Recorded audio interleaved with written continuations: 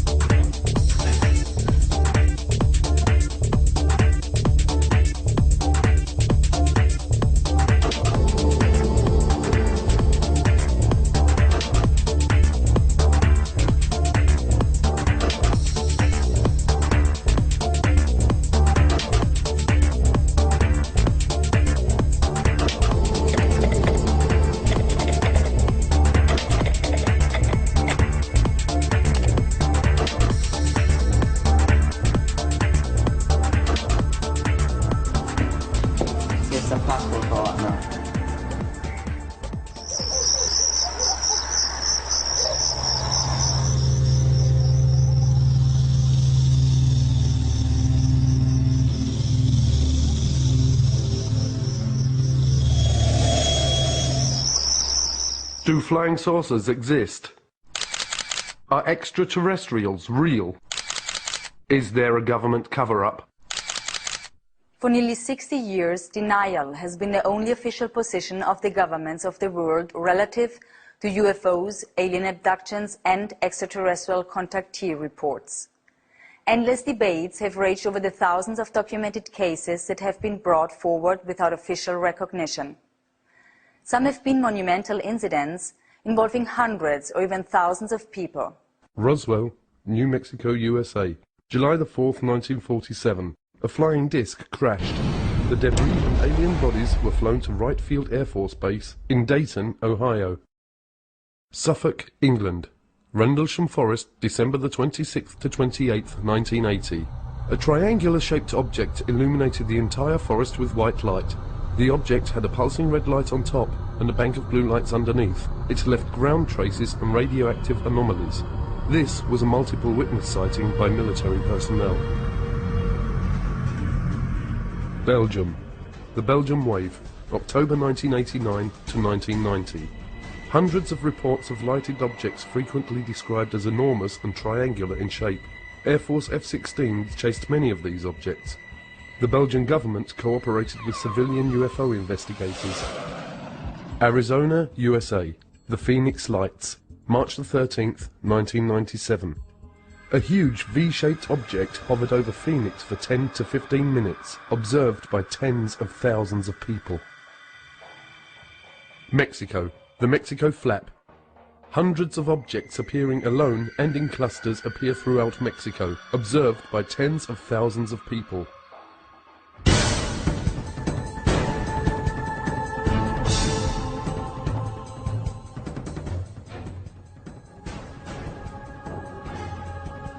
Flying saucers are real. On the Black Vault, you can download documents that prove that the United States Air Force bases have been breached by UFOs, their restricted airspace. that missile silos have mysteriously been shut down due to UFOs hovering over the base. I think you download that and you read it, you conclude, yeah, okay, UFOs pose a national security threat to the U.S. government. And in '52, I was an 8th grader and old enough to read for myself the big screen headlines that July about UFOs flying over the nation's capital and the Air Force planes not being able to catch them. They're there and they're paying attention.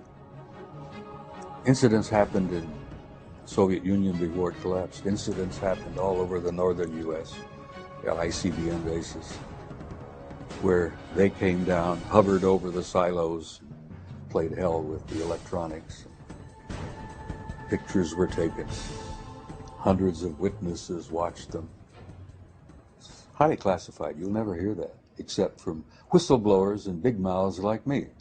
While I was attending Northrop Aeronautical Institute and working for Douglas Aircraft in El Segundo, California, I had heard about George Adamski, and one of the Sunday newspapers, he had his story and his pictures of contacts, plus pictures of his ships. Well, I had, by that time, seen so many during the day and the night that I felt I'd like to go up and meet this gentleman. On the weekend, he would entertain people who would come to see him, military people, engineers, scientists, people from all walks of life. He had taken some beautiful pictures of the scout craft as well as the carrier ships. I went up to see him. He had a 6-inch telescope that he used to take the pictures of the flying saucers. And in using that scope, when I finished, I was just about to take my eye off the eyepiece when there was a blue-white streak that went by, and I jerked my head up to see if I could see it, and I didn't. And I looked at his 15-inch telescope dome, which was a couple of 100 yards from his house. And there was a big flare-up blue-white light, and then it kind of closed back down. No noise. First I thought it was an explosion, but it was a little slower than that. And there was an elliptical flying saucer. It looked to me like it was hovering above the ground. So I heard it increase its frequency, and it got brighter and brighter, and it was really pretty hard to look at. And it shot straight up until it looked like one of the stars. If you've ever been to Mount Palomar at night on a dark night, boy, they're big and bright. And it stopped for an instant, and then it shot over the horizon over San Diego. We have more than one witness who have been involved in the tracking of these objects on radar. You know, many people say, well, look, if this stuff was real, why are there no radar reports? I said, we have them. We actually have the radar tapes from the FAA. This is not just UFOs, and this is not being visited by guys from other planets. I was to learn later that our security, our intelligence people, our military people concluded and learned we were not merely dealing with interplanetary visitation. We were being visited by guys from other star systems, which technologically, you know what that means. They're not just from another planet like Venus or Mars or somewhere. These guys are from other stars. I'm convinced after studies since 1958 that the evidence is overwhelming that planet Earth is being visited by intelligently controlled extraterrestrial spacecraft. In other words, some UFOs are alien spacecraft. Most are not. I don't care about those. Most isotopes aren't fissionable. I don't care about the ones that aren't if I want to build a reactor. If somebody who had the clearance to carry nuclear weapons or launch nuclear weapons saw these objects over a nuclear facility and reported it and have documents to prove it happened, this is dispositive. That's what someone who is wanting to look into this, who says, well, could this really be true and I don't know about it? They need to look at that, and we've assembled it. We have a 600-page book of top secret documents and the transcripts of these witnesses. We have videotapes. So I began watching the newspapers for any newspaper reports. I started buying magazines that had a UFO article in the magazine and collecting these, and from those I would get names and addresses. And I often called the people who wrote the articles to get them. Then I'd go interview those people myself, and if they took pictures, I'd try to get a copy of the picture, and frequently did. And then I began trading the pictures that I already had with other people that had pictures to get more pictures, and eventually built a library of pictures, probably the largest in private hands in the world. Is over 4,000 pictures of real UFOs. Now, if I can collect that many alone as a single individual working by myself, how many pictures do you think the government has got when every government employee is a potential investigator? Every agent on trained investigator, all collecting and contributing to the government file. They must have hangars full of pictures. What Air Force Manual 10-206 says is that a U.S. Air Force pilot who sees a UFO has to report it in a particular way and manner. They outline in this form exactly how to report it. They say list the size, the shape, direction of travel, how big the object was, what were the wind conditions like. And you go through this big form and say, you know, your UFO sighting. The manual then goes on to state that you have to forward this to the NORAD installation. This is that one Air Force base that claims, oh no, we haven't collected these things since 1969. The problem is this form was last updated in October of 2004. In 1977, I proposed and became director of a proposed extraterrestrial communications study done in conjunction with the Jimmy Carter White House. Jimmy Carter, of course, had a close encounter with a UFO in the company of 10 members of the Leary, Georgia Lions Club in 1969 while he was running for governor of Georgia. While he was governor of Georgia in 1973, he had filed an official UFO report. It's now on the internet so everybody can see it. The 1976 U.S. presidential campaign was extraordinary because it was waged between Jimmy Carter, on the one hand, he's had a close encounter, and the first campaign waged on a platform which included a disclosure plank of sorts. Jimmy Carter was asked on various occasions, and this is documented, once elected, would he open up the extraterrestrial UFO files, and he said yes, he would. We have over 450 military and intelligence witnesses. They range from generals and brigadier generals to air traffic controllers and strategic air command personnel in the Air Force to civilian people in the FAA, the Federal Aviation Administration, to astronauts and cosmonauts. And it's an enormous database of people who have up close and personally seen UFOs or worked in those projects in their capacity as a government or military person. Even with the massive amount of pressure governments can exert to maintain the ongoing cover-up, people continue to come forward and tell what they have personally experienced. Like that, 15 miles in a fraction of a second. I disengaged the autopilot to push the nose over because we were at a collision course, and when I did, I just saw it head on. It's 300 feet in diameter. We knew that. We had a knowing, like somebody was telling us, 300 feet in diameter. So at that time, I heard a hell of a noise. And I said to Fred, what the hell was that? He said, well, navigator and the radio man ducking fell, hit their head, one hit their head, hurt their arm, they were scrambling on the deck. So I thought it hit us underneath. So I said, well, where in the hell did it go? And Fred said, it's right over to the right. I can see it. I couldn't see it. So it drifted forward about 5 miles from it. It never got to the altitude that we were at, a few hundred feet below. I began to watch it. Well, we knew then it was a friendly encounter. They just wanted us to see him. So then I went to engage the autopilot again. The magnetic compass was doing like this. And the bird dogs, which is direction finder, the two bird dogs, they were pointing right at this thing, just vibrating like this. And there was a lot of electrical things in the airplane that went haywire. So I told Fred, did you see that coming? He said, it was close, it was doing this. And so I went back to the vacuum operator. That's the old airplane, the vacuum operator, hydraulic operator control. So I go back to that and set.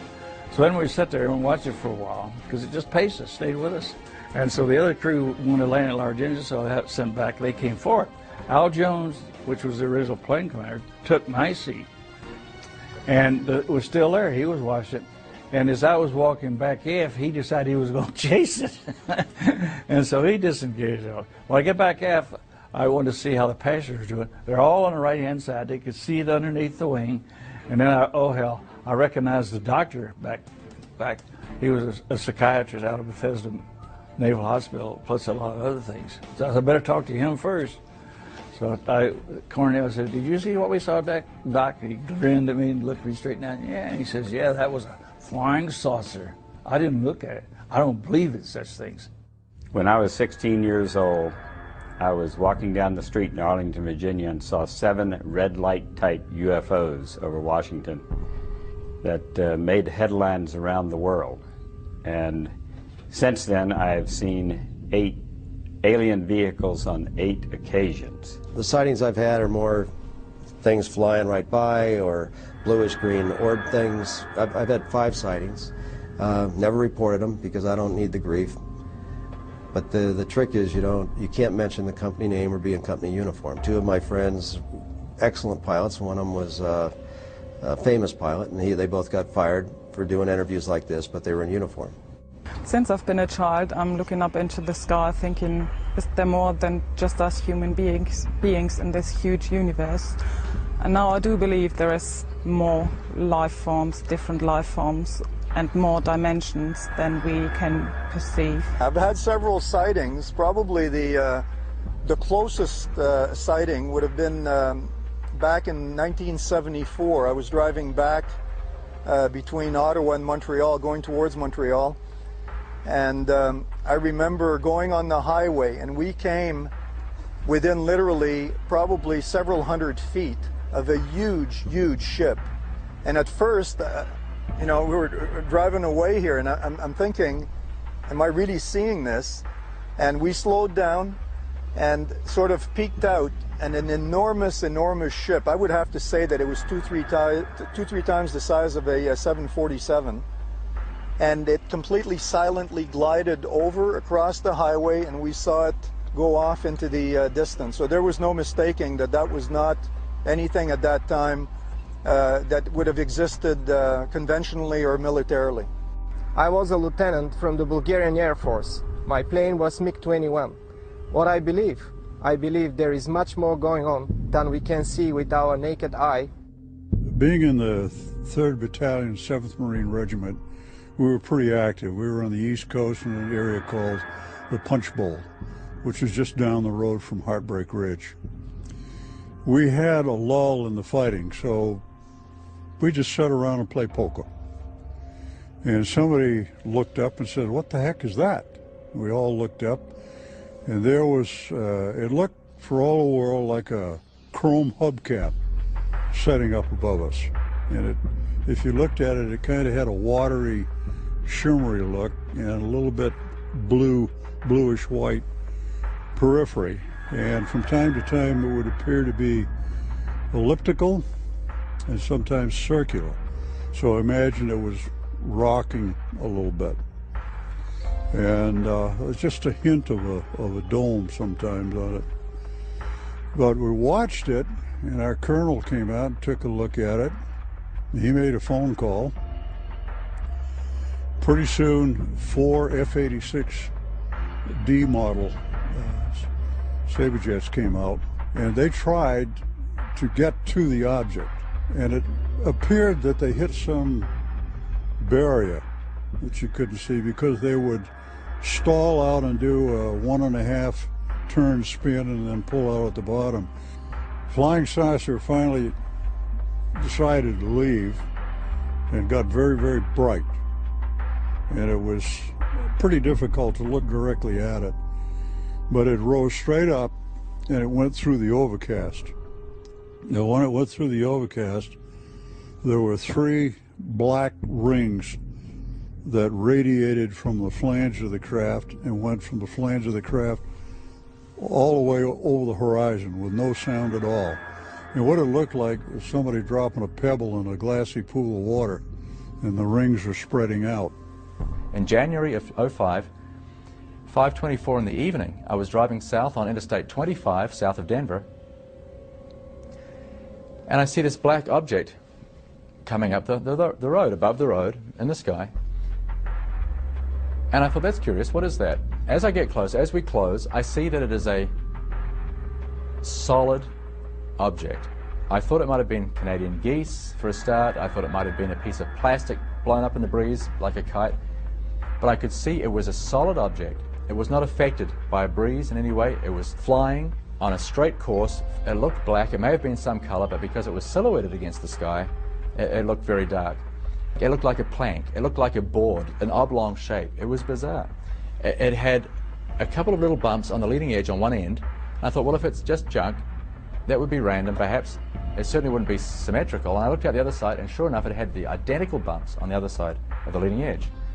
So it was an anomalous object. Could I identify it? Heck no. I couldn't relate to it. It had no sweep back, no anhedral, no dihedral, didn't have any external power plants, no wings or no tail empennage, flight control surfaces or probes. A search of the term Fastwalkers on the internet immediately reveals references that Fastwalker is a code name used by various government agencies to refer to UFOs, or, as they are sometimes called, non-referenced targets. Okay, this is holding pretty well. Craft that I recorded that did the 180-degree turn down on this portion of the screen, they're called Fastwalkers because of their speed. The whole episode took about a half a second to perform or less. They're talking milliseconds. And that kind of lets you know that it's not an Earth satellite that we're looking at because it's moving so fast. Plus the fact our satellites don't change direction 180 degrees without changing speed or 90 degrees. And I have seen many of the shadows go up and do a 90 degree right across the screen. And sometimes you'll see 3 or 4 objects in formation. It looks like formation flying, and one will branch off to the left and one will go to the right. Somebody coined the phrase fast walker, and it's appropriate. The fast walkers are these very rapid moving electrogravitic and anti-gravity disks and craft of various shapes. The National Security Agency actually for a long time had called these ETVs, extraterrestrial vehicles. And from the military who have tracked these objects, and they've been called fast walkers because, as opposed to slow walkers, which are satellites, because they move at enormous speeds. For example, they've been tracked at going tens of thousands of miles per hour in the atmosphere and make a right-hand turn without decelerating. Well, you can't do that with a conventional system. You have to correct for gravity and mass inertia. That's what these things are doing. So these have been tracked on dedicated and classified radar systems. Occasionally, people who are on an ordinary system will pick them up. Today, the internet is literally alive with websites that are filled with detailed reports, many of which include convincing videos and pictures of unknown crafts and alien-like creatures. I live in Phoenix, Arizona. I am a sky watcher, a UFO hunter. I have a website called seeingufos.com. I had an interest in UFOs my whole life, but officially got started on April 15th of 2004 when I walked my dog in the middle of the night, looked up in the sky and saw some strange lights. I've got over 200 UFO video clips on my website. I'm more interested in the day footage. Now, the day footage is completely different because that's harder to dismiss, you know, so I would have to say every other month it seems like I'm catching something. And I go out every day, pretty much 6 days a week, a couple hours a day. You know, you add all those hours up and that's a lot of time just to catch one thing for 20 seconds. But that's more than most people see in a lifetime, so I think that's better than nothing. Well, I'm involved in the political resolution of the what we now call, I prefer to call the truth embargo that the government imposed on the facts regarding an extraterrestrial presence. That presence has been established, I think, many times over by the citizen science research that's been going on since the 40s. The government did studies, but they were primarily for show. And the issue from a government standpoint has been managed very intensely since '47, at minimum. Managed in the sense that the government was going to deal with it, but deal with it within the national security structure and never acknowledge that there's anything to this.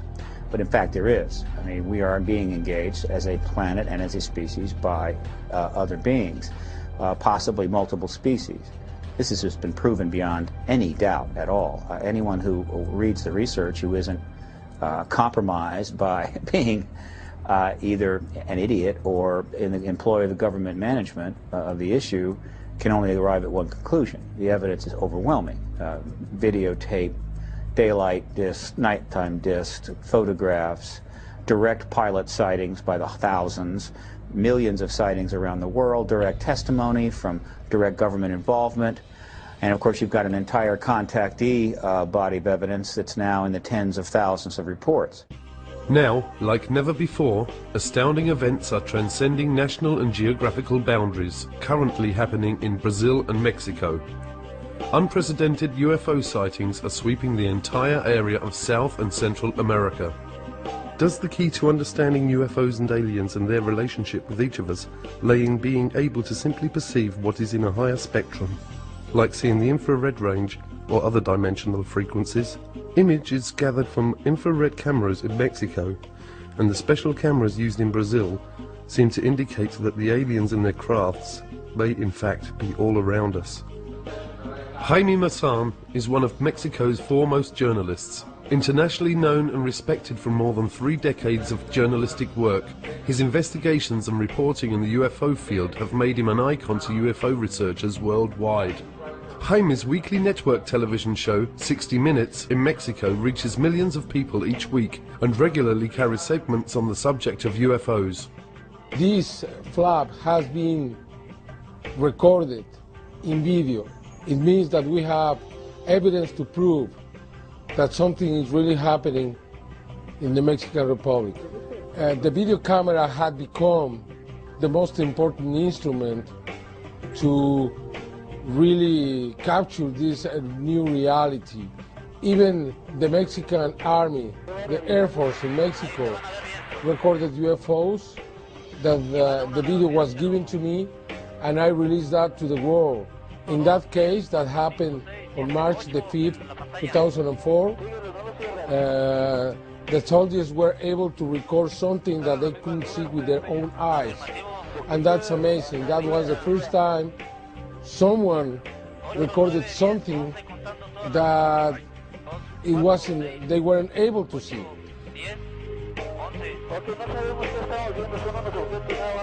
With Jaime Maussan aboard a plane coming from San Antonio to Mexico City, flying over a place called San Luis Potosí to film a UFO, following the plane. It was detected by the radars, and I have everything on film. So for us it's normal. Maybe because we're searching for it, maybe because we are trying to look for this reality, maybe they are following us. I don't know, but it happened to me that at least 50 times, maybe more. There are objects that we cannot see with our own eyes, but they are there, they are watching us. In the last months in Mexico, after thousands of videos, we have been registering some of the most spectacular videos. You can see hundreds and hundreds of objects making formations and flying together, exactly the same thing that you can see in the military video. These formations moving at the same speed, in the same direction, at the same altitude.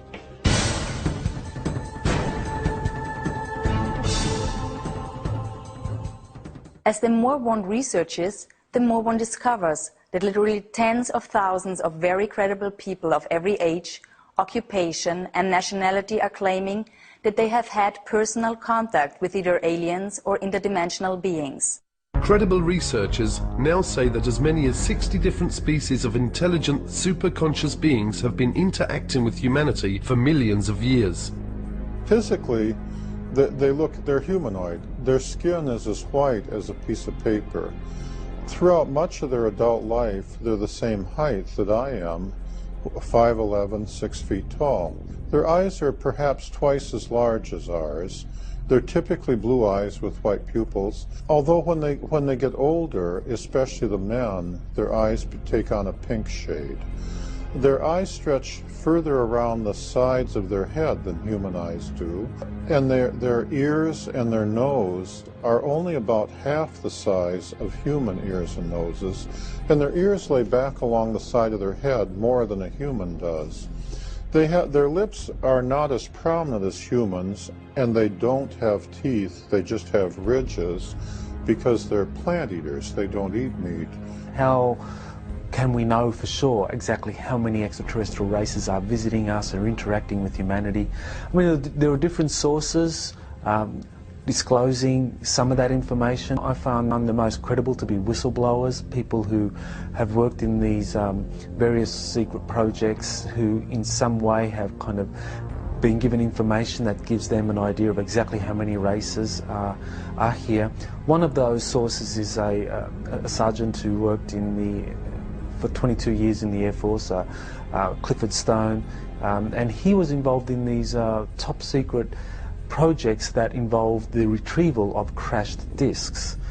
And in that process, he was able to get quite a bit of information on how many extraterrestrial races are visiting us.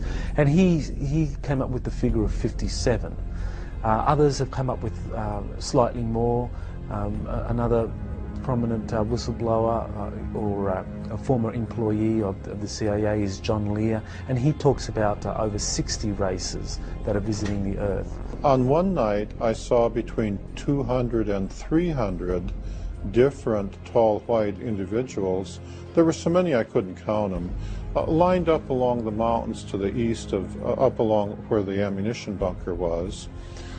On the night that the tall white lady known as Pamela was supposed to finish her final exam to be head of the technology transfer team to go into Livermore. In amongst those 200 or 300 tall whites, and that's just an estimate because I couldn't, it was a crowd of people and I couldn't count them all. There were also American Air Force personnel, nobody below the rank of colonel. There was like a 4-star general, a 3-star general. There were several of them. There were also several American government people in civilian clothing over there. Could it be possible that our universe is not only immense, but that it is full of life, and that there is a great diversity of this life spread throughout our own local galaxy and even our solar system? Equally outstanding is the recent revelation by the government of Brazil of their intent to turn over the official UFO files dating back to as early as 1954 to the people of Brazil. Well, the Virginia case is probably the best well-documented case that we have in Brazil and probably in the world. Yeah, you know that over 80 witnesses came forward, first-hand witnesses came forward during the first weeks, and they are still coming after it happened. During all these years, we still keep getting witnesses that come forward and tell us pieces of the big story that we know that comprises the capture of at least 2 alien creatures in the city of Virginia. We know for a fact, because we have it all documented, plus the witnesses have confirmed and cross-confirmed that one alien was captured in the morning of that day, which was a Saturday, about 10:30, by a fire department and some personnel from the Army. Another creature was seen at the same day by middle afternoon by 3 girls. It was them who called the attention of all the city to the fact that strange creatures have been seen, because when the first one was seen and captured in the morning, it didn't draw too much attention. But at the afternoon, when the girls saw another creature and then spread the word to everybody, we saw the devil, that's what they thought they saw. That night of the Saturday, January 20, 1996, that second creature, probably the same one saw by the girls, was also captured by a police troop, a police car, actually a military police car with 2 policemen inside. The one who was sitting in the passenger seat was Marco Elixerezi, and he was lucky enough to be the one who spotted the creature and grabbed it with his own bare arms, bare hands, got back to the car, put the creature in his lap, and took it to the hospital. 25 days after that, he died on February 15 of some bacteria attacks, proving that his immune deficiency system was absolutely destroyed. And Army personnel and authorities kept it all secret for lots of time until the UFO researchers started protesting along with the press, and we did so much pressure that eventually information was released about it. The exobiological aspect, that the probability of life out there has actually increased over what it was in 1950. And the indication that there may be ways of traveling faster than the speed of light so that, hey, they can get here from there. It doesn't mean that they're coming in 5 minutes or they're coming every hour or every day, but you know, they might be able to traverse huge distances in a period of weeks or months or something instead of spending hundreds or thousands of years. Well, look at the UFO sightings. Maybe they provide the answer that they are here. There was talk in the war room about a study that was underway. And this study became initiated in 1961 as a result of an event that occurred early February in 1961, where a flight of unidentified objects were flying from the Soviet sector to the east over the Warsaw Pact, toward the west over the NATO lines. These objects were very high, they were very fast, they were in formation, they appeared to be circular in shape, and they were obviously under intelligent control. They came in a formation of what appeared to be almost 100 of them. And they flew in formation at a high rate of speed from the east over NATO, over the Channel, southern coast of England, where they turned, flew north, and disappeared from NATO radar over the Norwegian Sea. We found out that the Soviets had gone on alert, the Warsaw Pact had gone on alert because they picked them up. All of our Air Force and radar sensory devices picked them up. NATO thought those objects belonged to the Russians. We found later that the Russians thought they belonged to us. Both forces were to find out later that they didn't belong to any of us, that they belonged to somebody else. And of course the big question is, who the hell do they belong to? Who are they? What are they? Where are they from? They demonstrated incredibly high technology. They were not jets. There were no contrails. They were circular. They were metallic. They were in formation. They moved, obviously, under intelligent control. NATO SHAPE, Supreme Headquarters Allied Powers, initiated a study in 1961, which was underway when I arrived in '63, to determine what the hell these things were. Some experts now claim that societies exist in our universe at every conceivable level of social and spiritual development. Societies and civilizations that express themselves in countless manners of physical forms and spiritual ways. Have great wars and conflicts occurred within our own solar system? Does our true planetary past include rebellions and disputes that have raged throughout our heavens?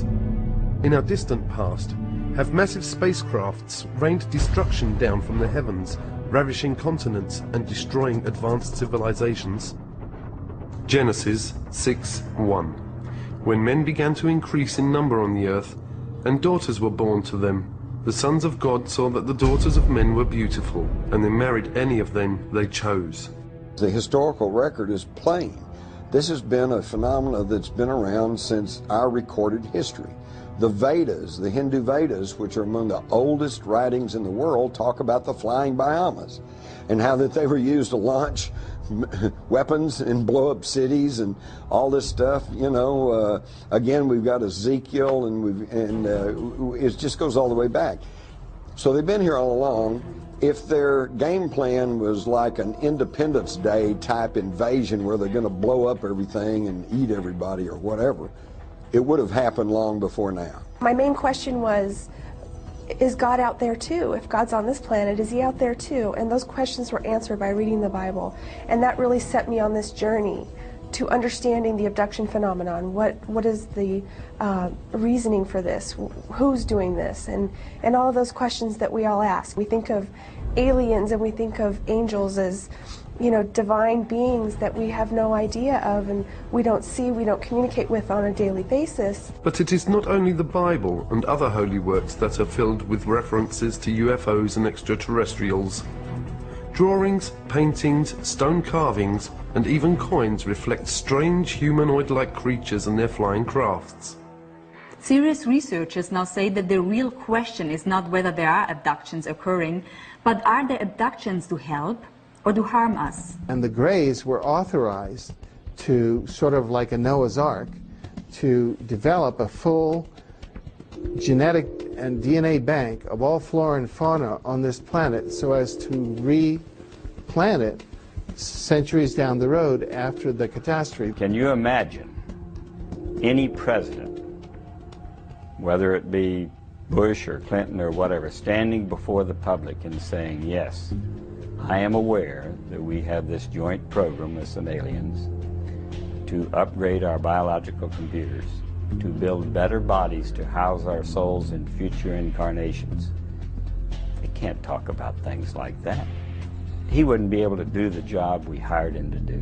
What we know of the reptilians by a number of abductees, contactees, and also whistleblowers is that there seems to be a lot of evidence supporting the existence of this race of beings on the planet for thousands of years. In other words, that we might consider them to be an indigenous Earth species, an advanced non-human species that has lived on the Earth for thousands of years and actually may have played quite an important role in the genetic manipulation or engineering which supposedly has happened when it comes to humanity. There are various groups and individuals, species, who from time to time come and visit this planet, zoop around, and I think that to try to ascribe any one particular motive to them is tantamount to us looking up at the air at a Boeing 767 aircraft and saying, are those people good or bad? You know, you just can't ask that. It's a group of people, a group of intelligent beings. Some of them are good, some of them are not so good. But I will say this, I don't think there's any reason for great fear and anxiety. Most recently, 2 new terms have emerged that also describe human-alien interaction.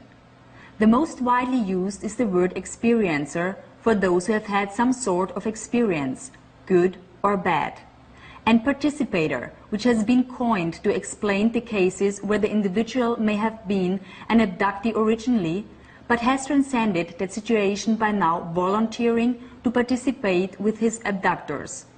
My contact with extraterrestrial intelligence occurred when I was aboard my sailing boat in Hawaii in the Honolulu harbor. And it was early one morning. It was about 5 o'clock, and I had gotten up early and I had gotten a cup of coffee and I'd gone back to my bunk, and I was just laying there completely dressed, trying to just look at the beautiful sunrise that was occurring through the large skylight above my bed.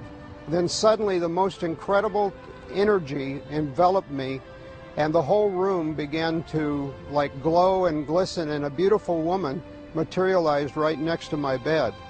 And at first I thought I was dreaming or hallucinating, and I said, "You can't be real." And she said, "Well, I am." And I said, "Well, why are you here?" And she said, "I'm here as a representative of a group of friends that want you to come to a briefing." The room was lit up completely, but my eyes were closed. I knew somehow not to open my eyes. There was something telling me, don't open your eyes because you won't like what you're going to see. Eventually I did open my eyes because I could hear noise in the room. There was like scuffling on the floor. I opened my eyes. There were 3 small grey beings with big black eyes and big heads and very skinny, spindly limbs. They pulled me up out of the bed, and then with one behind me and one each side of me holding my elbows, walked me towards the window. And I'm thinking, well, the windows are closed, guys, so you better open them before we go any further. So there was this rationality and irrationality going on at the same time. I boarded what could be called a saucer. It was some type of an interdimensional vehicle that took me to the briefing that was occurred on a planet, the local planet here in our system. It was Jupiter. And the whole planet just radiated with the energy. And I spent time there with these incredible people or beings, and I got a glimpse of mankind's destiny or future as it was possible. And as we approached the window, I closed my eyes, and as I did, I felt this stickiness. It was a stickiness and a feeling of something being pulled very slowly across my face. It wasn't painful, it was just very, very weird. I opened my eyes because I felt cold, I felt wind on my face, and I was aware that I was now floating outside of the window, 3 stories up, looking down at the car park with a very bright light above my head. I couldn't really see what was above my head. I was just aware of this very bright light, one little grey on each elbow. I was aware of them, and we floated up into the craft. And people have said, well, then you were abducted. And I said, no, I went very willingly. And they've also asked, how can you tell if you were to meet an extraterrestrial? And I would have to say the energy field, because when they're in your presence, they absolutely resonate at a frequency that's so much higher. And it can only be described as, dealing with them could be described as ecstasy. I had been taken in the middle of the night while I was asleep, and I was asleep through the whole thing until all of a sudden I felt some pressure going up my nose, and it startled me so much that I opened my eyes. And when I opened my eyes, I saw this large-headed being with gray skin, large black eyes, and small other features that was looking down at me. And he had long fingers that he was using to hold this instrument that he was using to shove up my nose. I feel knowledge is power. And someday, maybe next week, maybe tomorrow, maybe 5 years from now, we're going to get all of the proof we need that somebody exists. Hey, an ET might show up and I might actually get an interview. The point is that the more we know about this subject, then less legend can take over. If you see a craft hanging near you, don't get out of the car, don't stop the car, don't see what's happening. If you see one coming towards you, you don't have to be an abductee if you don't want to be. They go away, evidently. We have tens and tens of people telling us, said, I don't want to do that anymore, and they let them go. What we call abductions, or certain categories of abductions, took place as a result of an authorized genetic upgrade of the human race, trying to get us out of our warlike ways and ecologically ecocidal ways. The indigenous reptilians seem to have a very strong interest in the biosphere of Earth being stable, that it's not jeopardized unduly, and some who have kind of analyzed what the reptilians have been doing or had some kind of interaction believe that this is because the reptilians view humanity as a resource, and they don't want that resource to damage itself or damage the biosphere. They had about 18 scientists that all had been working on the project, various stages of the project, gathered around a big oval table in the Los Alamos headquarters with Edward Teller, the head of the Atomic Energy Commission, sitting at the head of the table. One of the aliens on the opposite side of the table from my engineering friend put in a white shirt and slacks so he would look less alien, but he still had his alien bigger head, bigger eyes, black eyes. And he was sitting in the conference, and the only people that he could understand everybody else because he was telepathic. And the only way he could communicate, though, was the signs that he had developed with my engineer friend to answer the question. But here's a man, an alien from another planet, sitting in a conference in 1968 in Los Alamos headquarters on the progress of learning how to bridge the gap between the alien technology and ours. They were going to suggest to the American generals additional technology exchange projects. And I think they were using me as the test guinea pig to take me on board the scout craft, and then they could test my reaction to what I was impressed with and what I wasn't with. My life changed, and I was never, ever quite the same. So the study itself was not as complete as it could have been. They concluded what they wanted to conclude. One, there was not a threat involved. Two, they weren't the Soviets. Three, the evidence was overwhelming. They were extraterrestrial. Four, there were 4 groups involved. 4 different groups. And they were all humanoid, but they were not human. Only one of the 4 was what we considered to be human. One group out of the 4 looked so much like us. I mean, almost identical to us. They could have put on these guys could have put on a suit and tie. And for the females, because we encountered some of them as well, they got to put on a dress, suit and tie, coat, jacket, sit down with you, next to you in a restaurant, sit next to you in a theater. You'd never know. Sono persone come noi, che hanno un corpo come noi. That have a body like ours. In questi UFO, And these extraterrestrial che io prendo poi quando parlo, vehicles, lo prendo in senso largo, cioè anche delle persone che o sono dentro he says, I'm using this in a l'apparecchio large sense. Or the people are inside the craft.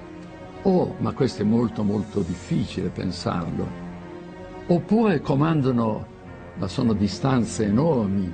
Se si fanno vedere da noi, mica c'è un pianeta che è a 1000 chilometri da noi, se no a 1000 chilometri ci It's sarebbero very già difficult, arrivati. but they make themselves seen and known to people on Earth. Quindi è molto ragionevole che siano dentro. So it's probably logical that they're inside a craft instead of coming from somewhere else without a craft. E quindi sono persone come noi, composte di una parte spirituale, che la chiamiamo anima. Gli UFO, io non ho mai parlato con un UFO, non ho avuto... He says they would have to have a soul like we ma do. che abbiano anche un corpo, devono averlo un corpo, They'd have to have some kind of e body. se no sarebbero angeli. Otherwise they would be angels.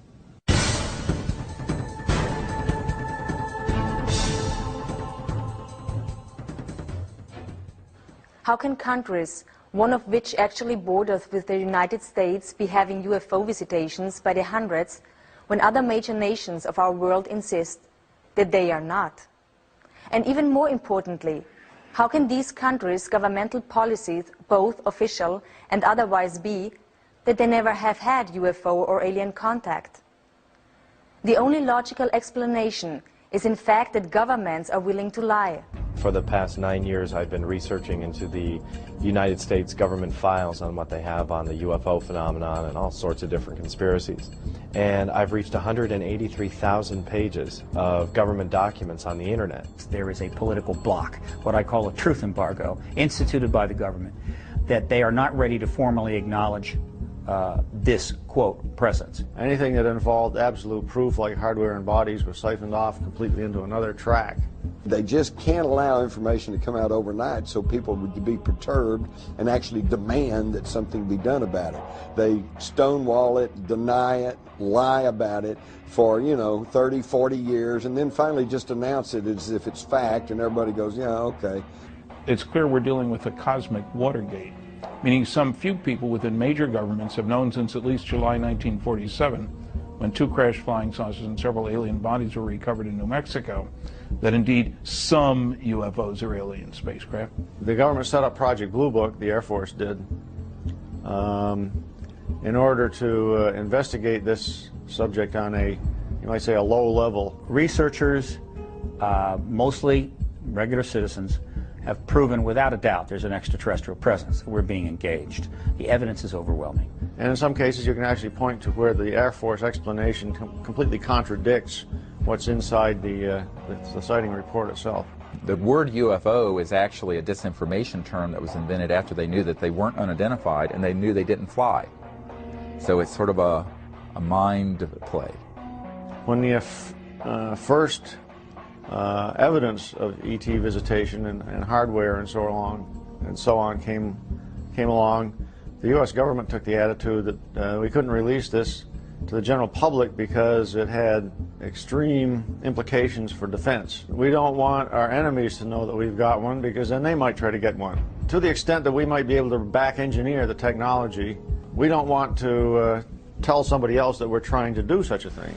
Gus Grissom, who was probably the person I was closest to, felt that they were spam in a can, that the astronauts were just a public relations campaign for a secret military program that was spending much more. The military space program was getting, was a gleaming jewel compared to the junk that NASA was getting at the time. You can get a certain amount of information out through the large media, but it's very superficial, very brief. That's what we found. The in-depth sort of disclosure of what's really going on, who's behind it, what the agenda is, that is almost always stopped. Or if they try to do it, it gets turned into something ridiculous. I almost hate the term UFOs because they really aren't unidentified to the people that know what's going on, or the researchers too. But it's what a lot of people that have the answers felt it was safe to come out of the water, so they're putting out their information on the internet, disguised or whatever. But so these other agents, per se, they're scanning all the time to counteract what's being said by other people from Intel that think it was safe to, okay, we can put this out, or they feel like it's the right thing to do now. Enough is enough, mankind has a right to know type thing. When I worked for Douglas, I was assigned to the Douglas Skyrocket. They wanted me to wire up a camera out on the wingtip that looked through a quartz window back at the canopy so that they could monitor the pilot to see what he was doing. While I went through the hangar, which was secured, there were two gentlemen in there. They introduced themselves. One was Naval Intelligence, the other one was CIA. And I started working, doing my job, wiring up the camera, while they sat around and talked. And it became very apparent to me that they were there for that purpose, to talk. They knew about all my flying saucer experiences, all the way from Korea. They told me CIA intelligence group had 3 intelligence digests, flying saucer photographs, witness documentation from all over the world. And they said that I should probably try to get those 3 copies, and that's when I wrote Admiral Freeman. And wasn't able to get the documents, incidentally. But in addition to that, they told me that I should tell people what my experiences have been. And I said, tell everybody you can. Because they can't. They were not allowed to talk about it. There's this curtain of ridicule that's been drawn up around the UFO phenomenon. And as long as that curtain of ridicule holds solid, the scientists will be afraid to contribute anything to looking into UFOs. And part of that curtain of ridicule involves the fact that hardly any decent papers have gotten into the refereed scientific literature.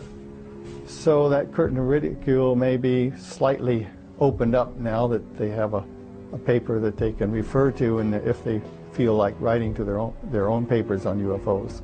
The secrecy has invaded, like a cancer, many institutions, including the media, government, corporations. I got into more and more controversial and exotic subjects. I found myself a journalist without a journal. There is definitely very tight control over the flow of information in certain topics through our corporate control mass media. They seem to take it upon themselves to be the gatekeepers of information. Part of this information that they are keeping from us is the just absolutely immense wealth of information concerning the UFO phenomena and the fact that it can be tracked and documented all the way back through history. The only institution that is more corrupt than what I'm describing as this rogue transnational kleptocracy is the major media. Worse than the Congress, worse than the White House, worse than anything at the normal level of clearances at the Pentagon is big media. Big media does not report the truth about these things because they are not free to. And we think in the United States and in the Western world we really have a free press. We have a free press on everything that's not important. On the really important issues, it's very controlled. And this is the most important issue. This is the biggest secret in the history of the human race, the known modern history of government. And they have cooperated with keeping this secret. How is this cover-up contained and maintained through international borders? And if it is, are their motivations the same? The best guess is that since America has such overwhelming economic power, the only worse thing than America being mad at you is for America to ignore you.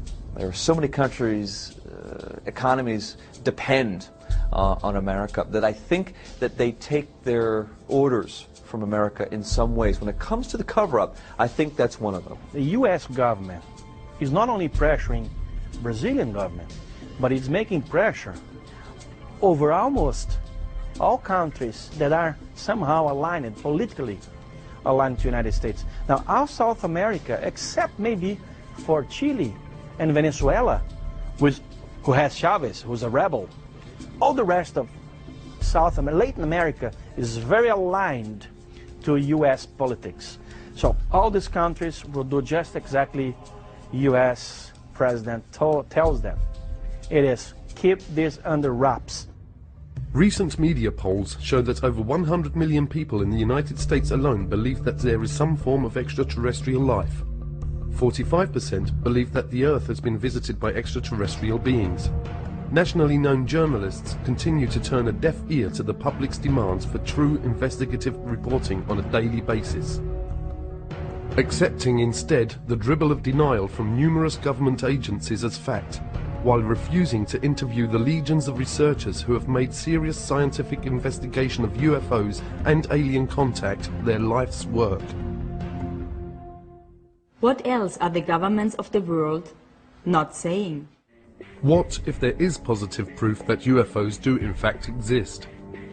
What if that proof has existed for years, but has been hidden neatly within the fabric of a system of lies and grand deception?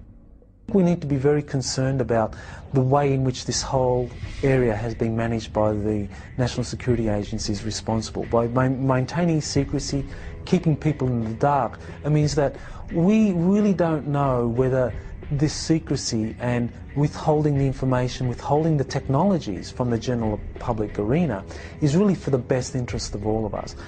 The problem has been since the early 50s, and I have the government documents. The United States government has instituted a policy of denial and control over the information. Nothing happening there, folks. Nothing happening there, folks. And if somebody persists in saying, but I saw it, then they're ridiculed. You've got a screw loose. Something's not right with them. This is absolutely just unconscionable in a country that pays lip service to freedom and individual liberty, because there have been so many people whose lives have been wrecked, whose families have been wrecked because of this policy of denial and ridicule over a phenomenon that has happened worldwide for centuries. Disclosure has a very defined definition. It means the formal acknowledgement by the governments of the world of the extraterrestrial presence. As fellow inhabitants of planet Earth, we live in a rapidly changing world. The advent of modern communication networks and the internet has made maintaining the UFO cover-up a difficult and demanding undertaking. Brian Vike of HBCC UFO, it's the #1 UFO website to send information to. Him and Rents and UFO Casebook are the 3 places that I always send my footage to, because they will only put verified sightings on their site. They just won't put junk up there. And I know they get over 3, 4, up to 10 million hits a month. For over half a century, the United States, Great Britain, and a host of aligned countries have been able to maintain a vast web of secrecy over what is actually happening worldwide relative to aliens, or what are generally known as EBEs, extraterrestrial biological entities. But that is rapidly changing, and disclosure, the lifting of the truth embargo, is now taking place. I'll be getting over 500,000 hits this month, But the interesting thing about that is that a couple of thousand of those hits each month are from the military. As far as sharing information on the internet, that is the best way to do it, and probably the safest way, only because I know I've sent DVDs to people and they haven't received them. And I would email them and say, look, I'm going to send you a DVD. Can you analyze it for me and let me know what you think this is? And 2 weeks later, they'll email me and say, I never got it. I'm just waiting for that day when they come knocking on my door and want to talk to me about it. But until that day, I think they know who I am. I think they know we're here. I think this is the way it's going to be done from here on out. Because the military definitely doesn't want to talk about it anymore. Because everything at night to them is a flare or an airplane. On the contrary, we have all this evidence that shows otherwise. Like the dawning of a new day, the internet is quickly sweeping away the darkness. The truth will not be stopped.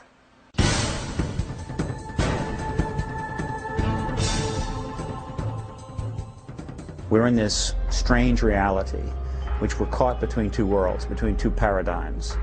And the bridge between, or the door between these two paradigms is what is now called the disclosure event. Recently in Washington, D.C., a press conference was held in conjunction with an international event, the X Conference, where a panel of eminent scientists and researchers broke the silence and spoke out and called for a full international disclosure and an end to the truth embargo relative to UFOs and extraterrestrials. If I was an in-the-know person, high up in government or finance, and I knew about the extraterrestrial issue, and I knew about sequestered technology, and I knew what it could do when it was released, my position would be this: let's keep that technology under wraps as long as possible, while we sell as much of the rest of the oil as we can for as much as possible. And then we'll take that money, and we'll use that to own the extraterrestrial technology, right? The point is, there's always people in the know and out of the know. Sometimes it's about stuff, and you're in or you're out. But there are some things you can't have the in the know and out of the know.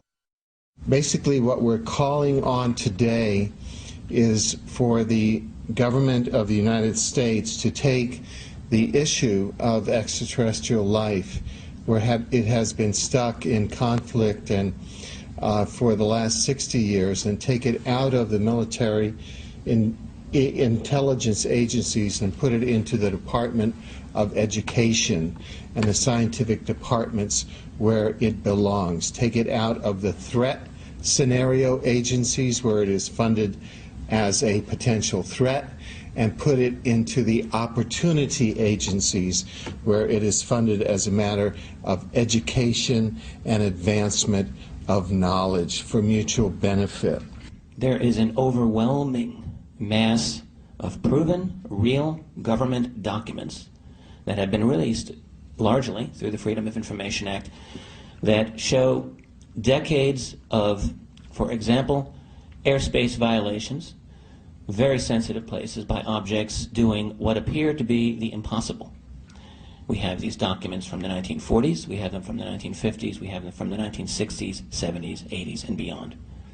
So these airspace violations continue. They are provocative, they are at times seemingly confrontational.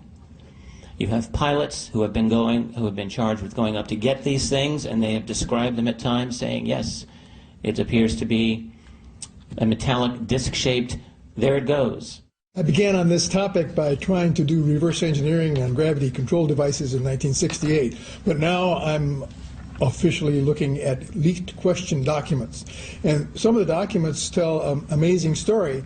One of the leaked documents started with FDR, and FDR had set up, through Vannevar Bush, a committee called the Non-Terrestrial Science and Engineering Committee. These